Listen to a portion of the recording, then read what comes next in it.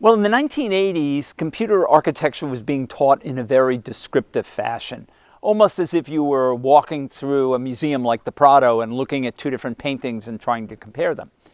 We weren't very happy with that approach.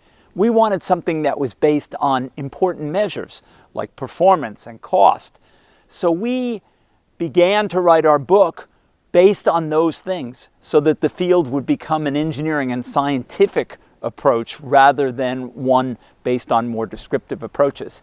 That was just over 30 years ago, and today the book is available in more than a dozen languages and has been used by hundreds of thousands of young students around the world.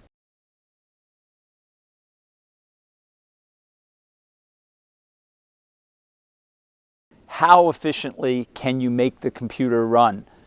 And what really drove it was the key insight that simpler is more efficient.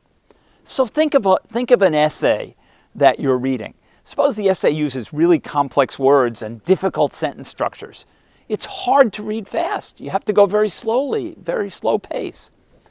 Instead, imagine an essay that's written in really clean words, simple words, clean sentence structure.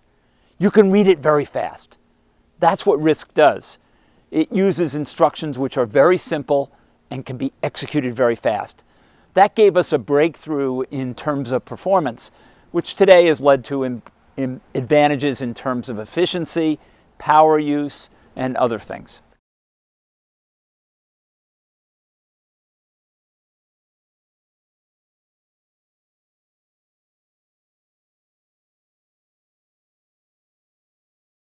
Well, the RISC ideas were counterintuitive. Make things simpler and they'll go faster.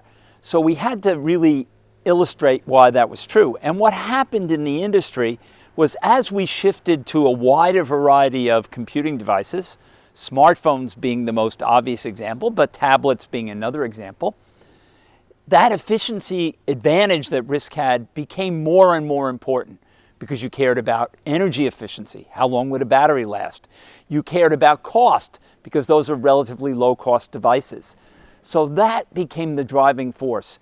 As that occurred, RISC simply took over the space. And today, as you said, most computing devices rely on RISC technology.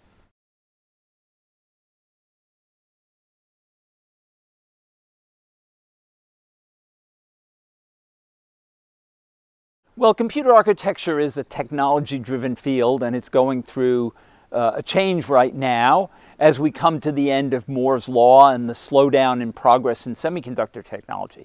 And that's forcing us to rethink how are we going to deliver the performance that we want in the next era.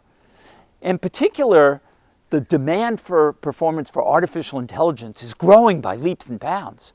So we're going to rethink the way we design computers to design them to do those highly intensive tasks like machine learning very efficiently. And that's going to lead to lots of new innovation and excitement and opportunities for young people to make important contributions.